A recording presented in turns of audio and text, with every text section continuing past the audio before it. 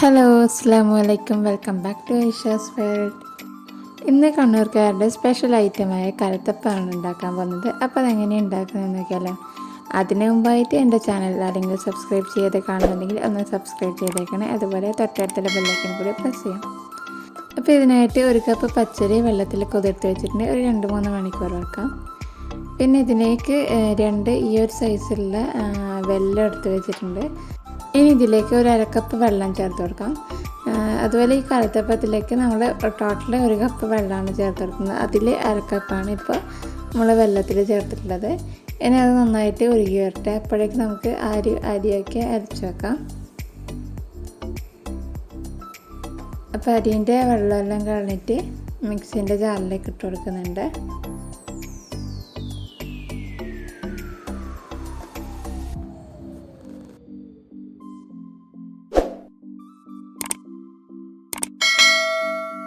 ഇനി അതിലേക്ക് 2 table spoon ചോറ് ചേർത്ത് കൊടുക്കാം. 2 ടേബിൾ സ്പൂൺ മതി, അതിലധികം വേണ്ട. പിന്നെ അതേപോലെ തന്നെ 2 ടേബിൾ സ്പൂൺ തേങ്ങ കൂടി ചേർത്ത് കൊടുക്കാം, തേങ്ങ ചിരകിയത്. ഇനി ഇതിലേക്ക് നമ്മൾ നേരത്തെ ബാക്കി വെച്ച അരക്കപ്പ് വെള്ളം കൂടി ചേർത്ത് കൊടുക്കാം. പിന്നെ ഇതിലേക്ക് നല്ല ജീരകം അതുപോലെ ഏലക്കായ്പ്പൊടിയും കൂടി ചേർത്ത് കൊടുക്കാം. എൻ്റെ കയ്യിൽ ജീരകം പൊടിച്ചതുള്ളതുകൊണ്ട് ഞാൻ ഈ സമയത്ത് ജീരകം ചേർത്ത് കൊടുക്കുന്നില്ല. അപ്പോൾ അത് നന്നായിട്ട് അരച്ചെടുത്തിട്ടുണ്ട്. ഇനി ഇതിലേക്ക് നമുക്ക് നമ്മൾ ശർക്കര പാനി കൂടി ചേർത്ത് കൊടുക്കാം. അത് സമയമാകുമ്പോഴേക്കും നന്നായിട്ട് റെഡി ആയിട്ട് വന്നിട്ടുണ്ടായിരുന്നു. അത് ആ ചൂടോടെ തന്നെ നമുക്കിതിലേക്ക് അരിച്ച് ചേർത്ത് കൊടുക്കാം.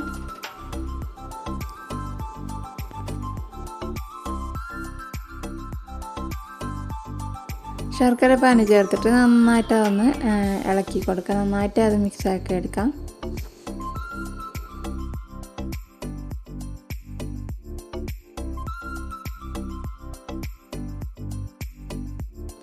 ഇനി ഇതിലേക്ക് ഒരു 1/2 ടീസ്പൂൺ ജീരകം ചേർത്ത് കൊടുക്കുന്നുണ്ട്, ജീരകപ്പൊടി. പിന്നെ അതുപോലെ തന്നെ ഒരു പിഞ്ച് ഉപ്പും കൂടി ചേർത്ത് കൊടുക്കാം. എന്നിട്ട് നന്നായിട്ട് അതൊന്ന് മിക്സാക്കി എടുക്കാം.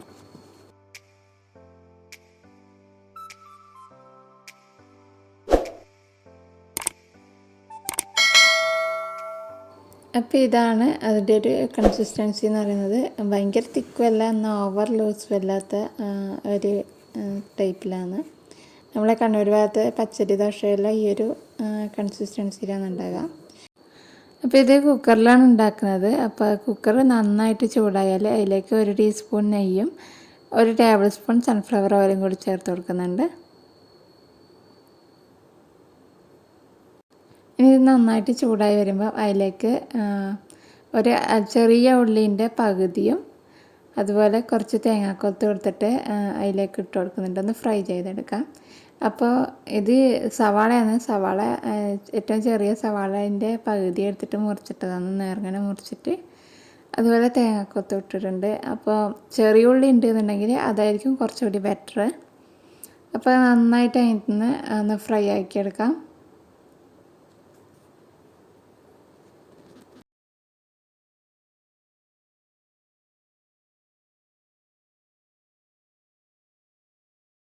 അപ്പോൾ അത് നന്നായി ഫ്രൈ ആയിട്ടുണ്ട്. ഇനി അതിൽ നിന്ന് കുറച്ച് പകുതി എടുത്തിട്ട് ഞാനൊരു പാത്രത്തിലോട്ട് മാറ്റി കൊടുക്കുന്നുണ്ട്. ഇനി അതിലേക്ക് 1 ടീസ്പൂൺ നെയ്യ് കൂടി ചേർത്ത് കൊടുക്കുന്നുണ്ട്. അപ്പോൾ ഈ ഒരു സമയത്ത് ഒരു 1/4 ടീസ്പൂൺ ബേക്കിംഗ് സോഡ എടുത്തിട്ട് നമ്മൾ ബാറ്ററിൽ ചേർത്തിട്ട് നന്നായിട്ട് മിക്സാക്കി എടുക്കാം. എന്നിട്ട് നേരെ ഇതിലേക്ക് കുക്കറിലോട്ട് ഒഴിച്ച് കൊടുക്കാം. അപ്പം ബേക്കിംഗ് സോഡ എപ്പോഴും കുക്കറിൽ ഒഴിക്കുന്നതിന് കുറച്ച് മുമ്പ് ചേർക്കുന്നതാണ് നല്ലത്. അപ്പോൾ ബാറ്റർ ഫുള്ളായിട്ട് ചേർത്ത് കൊടുത്തതിന് ശേഷം നമ്മൾ നേരത്തെ മാറ്റി വെച്ച ഒരു ഉള്ളിയും തേങ്ങാക്കൊത്തും അതിൻ്റെ മുകളിലോട്ട് ഇട്ട് കൊടുക്കാം.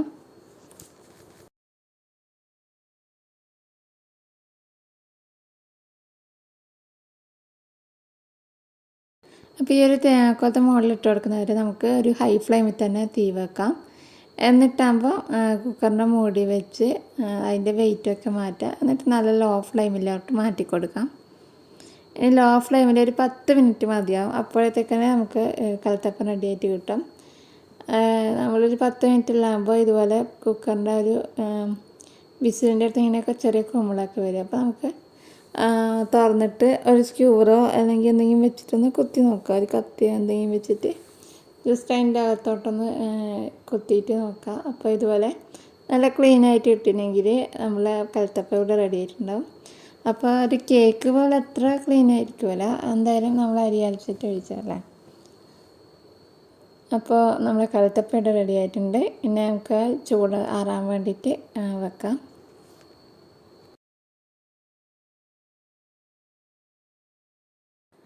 അപ്പോൾ അതിൻ്റെ ചൂടൊക്കെ മാറിയിട്ടുണ്ടെങ്കിൽ നമുക്കിതിനെ കുക്കറിൽ നിന്നെടുത്ത് പുറത്ത് വെക്കാം.